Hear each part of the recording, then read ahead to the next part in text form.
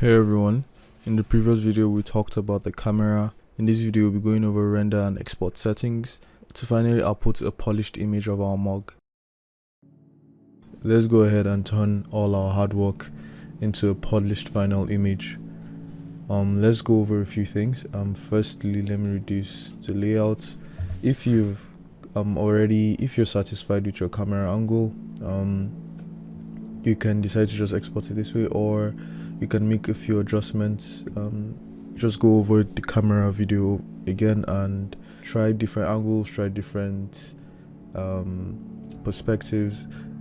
I think in this regard I'm going to ask you to go with something different from what I have here. Choose a different angle for mine, change the lighting, and just find something that works for you best. But for me, I'll be exporting this image as my final image. So let's go over the render engine. I've already explained cycles and Eevee. If I quickly switch to Eevee, you could see the difference. It's almost night and day. You can never get the results you get on cycles on Eevee. So for this video, we're going to be using cycles, and we're going to be sticking with cycles because it has the highest quality. So first of all, make sure your device is GPU compute. I would suggest you have a system with a GPU, because GPU is just 50 times faster. So now let's not worry too much about the viewport. Let's go over our render. And now the noise threshold. The noise threshold determines how much noise Blender can use per pixel to calculate the render. Higher samples improve image quality but increase render times. Think of it as the maximum effort Blender will put into cleaning up your noise. So if you notice in our viewports, we have something, I'm very sure you noticed by now, depending on how fast your system is. Let me just reduce the denoise. You would see that so maybe I'm not the best example. Okay, my viewport has denoise, that's why. Okay, so if you notice, we have these grainy and these noisy things that pop up in our picture whenever we remove our camera, and those are basically what you have as noise. And like I explained earlier, the noise threshold basically determines how much noise Blender allows in your render. So it's just a fine balance between how much noise you want and then how fast you want to export. Animation is a totally different ball game, because you have to compensate quality for speed, because you're rendering each picture for, let's say, 100 frames. So we're not going to get into that now. Intermediate will be working on an animated sequence, but I just want us to, for beginners, I want us to just focus on an image. So just to move on from the noise threshold, so basically the max sample sets the upper limit of how many samples Blender can use per pixel to calculate the render. Higher samples improve image quality but increase render times. So it's the same thing. It's feeding off the noise threshold explanation. It's just putting a cap to how much samples Blender is allowed to go to. And like all these things are what we're going to use to compensate time for speed and speed for time. And if I just move on to the minimal samples in Blender, minimal samples in Blender is the number of samples you use per pixel before evaluating if the noise threshold has been met. This ensures the base level of quality but avoids wasting resources by oversampling unless they're unnecessary. Moving on to time limits. Time limits caps how long Blender spends rendering each frame. It's great for balancing time and quality, and basically it's what we're going to be using to define how fast we export our image. So we can say, okay, Blender, I want you to render out so amount of samples, but the time limit you have is 10 seconds. So what you can achieve in 10 seconds is what I would want. So it's all these things is what we're going to use to balance out our render time and everything. So just know this from the get-go, that render times rendering is a skill. It's a skill. You just have to learn. You're going to learn how all the variables, and then you're going to learn how to juggle based on what project you're working on, be it animation, picture, commercial, personal, etc. So it's a skill you have to learn basically. The noise threshold, let's put it at 0.5. Let's put our maximum samples at 500, and then let's put our minimum samples at 32, and then we can just enable the denoise. The denoiser is a tool that reduces noise in your renders, giving you a smooth and polished image without needing a huge amount of samples. It's especially useful for cutting down render times while still maintaining great quality. So basically, I can bump up my samples.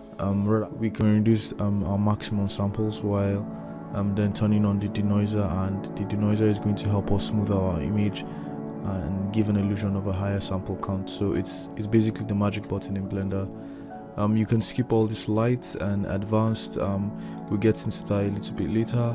Another important section is the light path section.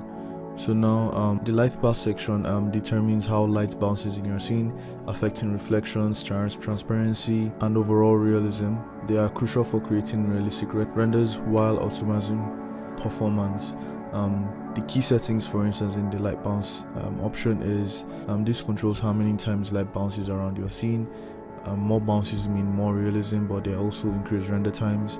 Our diffuse, glossy, and transmission adjust specific light interactions, like light bouncing off of walls, shiny surfaces, glass, or through transparent materials. Lowering this can speed up our renders but might sacrifice detail. And then also we're not really using volumetrics in this scene, so that's why it's at 0. So basically this controls our light interactions and all the calculations that go on in the engine. So we can reduce this if we want more speed. And for instance, you can see that transmission basically is almost transparency. I'll call it translucency as opposed to transparency, but in our scene here we do not have anything that is transparent or translucent, so we do not need to have our transmission all the way at 12, so we can pump that back to even 0 because we have no transmission in our scene. We do not even need to have transparent and transmission enabled. To be honest, we can put it at 4. Okay, so know this important thing, which is when I adjust my values, for instance, diffuse, glossy, transmission, I'm telling Blender that my highest value is still 12. So make sure that whenever you adjust any of your settings, for instance, you make your transmission 4, it was at 12 before. We tell Blender that our lowest value now is 4 as opposed to 12.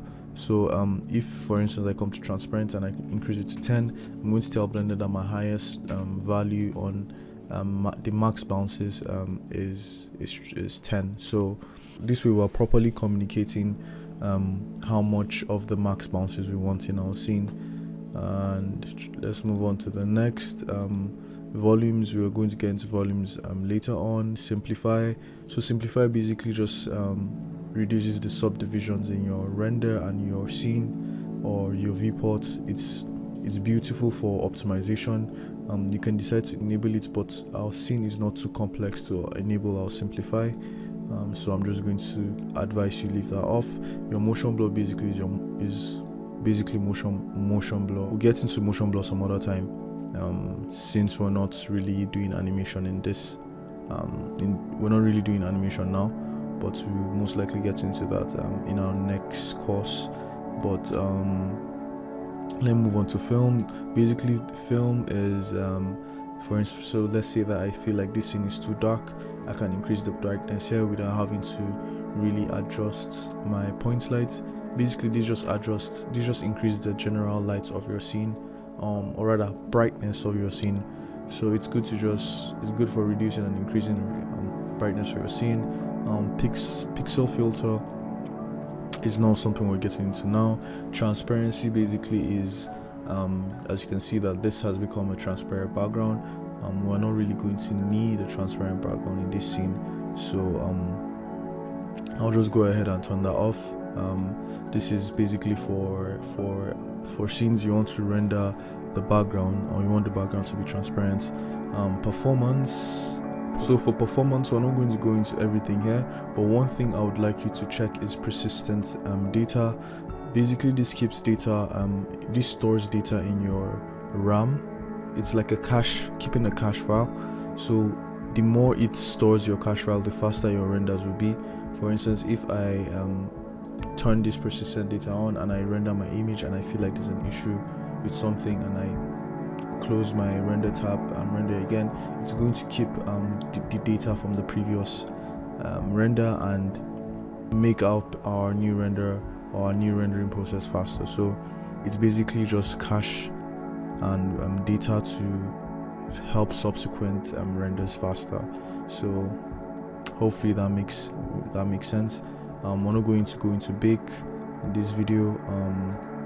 That's an entirely different thing. Grease pencil too, freestyle as well. We're not getting into that. Color management, to be honest, you can go into color management, but it's basically just changing your so color management is basically changing what, or rather how your render looks, and the consistency of colors. It helps control colors accurately. For instance, if I change this to filmic, you'd see that we have a different kind of look. If I change it to standard, you see we have a different look. AGX is the best. It's very recent, or rather very new, and it's most likely the best you'd use to make your renders look a little more prettier. So if you come here and this is not at AGIX, or maybe it's at standard, make sure that your view transform is in AGIX, or you can do filmic. I used to use filmic a lot. I still like filmic, but for this we'll be using AGX. You can use filmic log. Filmic log basically is stripping down the colors to the bare bones and giving you like a raw file to maybe color grade in post-production, but we won't be doing that. I've never used false color before. I don't even know what that is, but we can just use AGX for our view transform, and you can come here and mess with your curves, but we're not really going to do that. So we're just going to close that, and basically that's it for your render settings. Let me see if there's anything else I should talk about. We've covered light paths. Just copy the exact settings I have for the exact settings I have for our render, and you should be good. Let me just increase my enable my denoise on the viewport, and yes, I think I like what I'm seeing. So now let's go over this one by one. Your resolution basically is your resolution. You have your resolution width and height. We have right now a 1920 by 1080 image, and we can change this to 1080, and you can see our image is now a squared image. So we're going to keep this. I really like this for some reason, and basically your resolution scale is how much resolution your image has. If I put this at 50, it's going to divide it by 2, meaning our image will have half of the quality it has at 1080 by 1080, or rather 1080p. If this was a 4K image and it divided by 2, is going to make it a 1080 image. So it just basically, if I increase this to 200%, our image will be upscaled to 4K, rather 2K, and so that's how it goes. The higher you go, the better. But 100 is where we want to be, so I'm just going to put that there. We don't really need to go into aspect ratio because it's basically the same thing we have as resolution. It just depends on what metric you want to use. And then render region these are things we would need when we're getting into animation in the next course, but just keep this in mind that this is basically where your animation starts and where it ends. So we're not going to get into that now. This is your frame rate, basically is your frame per second, so how many frames play in how many frames per second. We're going to get into this we're going to get into frame rates in the next course, not now, because this is mostly tied to animation and really has nothing to do with image processing, so we don't need to talk about this now. Your frame range as well is basically where your animation starts and where it stops, and we're not getting into this now. We don't need to talk about time stretching, we don't need to talk about stereocopy. Your output is where, like it's self-explanatory. It's basically where you output your image. So let's just go ahead and create a folder even now, so that we wouldn't have to do all of that when we want to export our file. So I'm just going to export this to here. Let me see, mog. I'm going to create file mog and then accept, and you see we've changed our outputs to whatever destination we want. So file extension basically adds, for instance, if this is a PNG or JPEG file, it's just going to add the file extension after the name. That's self-explanatory. Your file format is basically your file format. So if we want to export in PNG, JPEG, or EXR, or TIF, which is what I mostly export in, we can do all of that we can change all of that in Blender over here. So color depth is basically your bit channel, your color bit channel per so it's like bit rate but for images. So we're not going to get into that as well. You can make this a 16 for a wider range of bit depth, but it's not so necessary, but you can leave this at 8. Your compression basically is the amount of time to determine best compression. I'll advise leaving this at 15%. Your image sequence being overridden is basically, if I'm exporting again, is Blender going to override that image? We want that to happen. Sometimes we don't want that to happen. You can just change the file name, and then it saves it as a different file, but this doesn't really matter. Your color management, we've already adjusted that all over the render settings, so we do not really need to tamper with that. Your metadata, also not so important. We'll get into that some other time. Your post-processing is basically so in Blender you have your sequencer and your compositing panel. So the compositing panel, we're going to get into that as well later on, but basically it's where I can post-process my image before I export it outside of Blender. So what that means is if I enable this in my output panel, it's going to tell Blender to go through my what I've composited before it finally exports the image. But if I turn this off, it's going to tell Blender, bypass the compositing pipeline and then just exports directly to my folder. So that's basically what this is, post-processing. We don't need to export the sequencer. The sequencer basically is your video editor sequencer, and it's even enabled video editing. So basically it's what you have here. We obviously don't want that to export because there's nothing there, and yeah, that's basically it for your export settings. If you want to export, just go over to the top left of Blender and then hit render and then render image, and your image should start rendering. And when it's done rendering, just come to image, save as, navigate all the way to the new file we saved, work mog, and I'm just going to name this mog.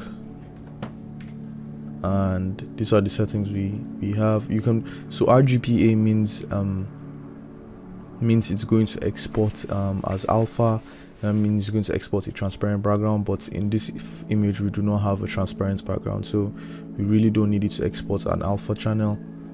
So what we're just going to ask Blender is we're going to just export RGB data, and that's enough for us. You can put this at 16, it doesn't really matter.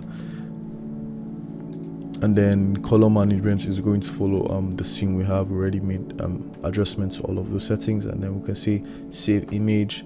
And once we navigate to where that image is on our system,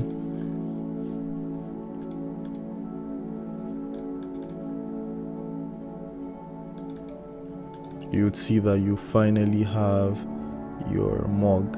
So yeah, that's basically it.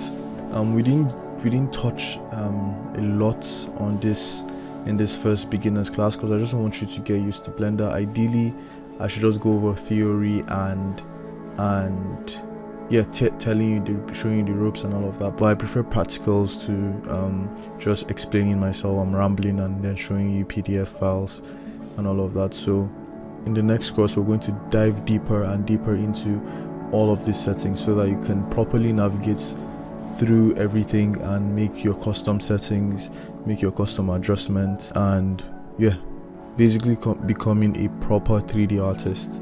Hope you've enjoyed this course so far. I'll see you in intermediate.